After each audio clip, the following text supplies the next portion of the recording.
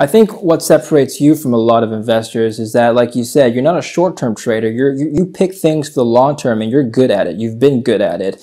And a lot of people are wondering, especially in this environment, how do I weed out the bad investments? For example, if I give you a company, any company, and I ask you, just look at the three statements: income, cash flow, balance sheet. What are the red signs, red flags that you would pick up on and say, hey, this company is not going to survive the next crash? Like you said, there's another crash coming.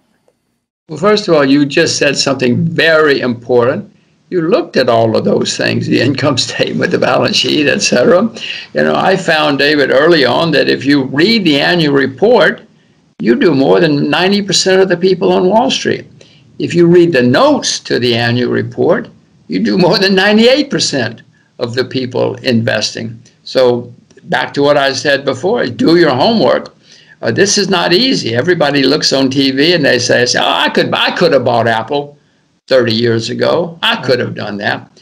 Well, maybe they could have, but they didn't, because it's not easy. So you have to do your homework. You have to research. You have to do the balance sheet. You have to understand the numbers.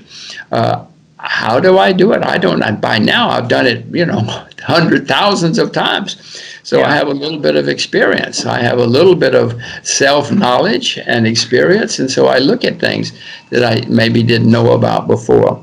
But I used to be a professor, and I explained to them, you have to understand the numbers, first of all, but then you have to understand the competition. You have to understand everything. This is not easy. I wish it were. One of the things that I have learned about me is if something is really high and popular, I usually don't bother with it unless it's obviously a bubble, and then I will look at it to sell short. But mainly I look at things that are ignored, hated. You know, I want something that if it's hated and ignored, it's probably very cheap. That does not mean I will buy. You have to find something that's hated and cheap, and then you have to find a change taking place.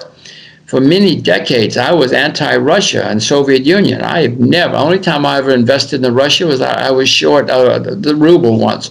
But then in recent years, I have come to realize, my God, this place is hated, very cheap, low debt, and I thought I perceived a change taking place in the Kremlin.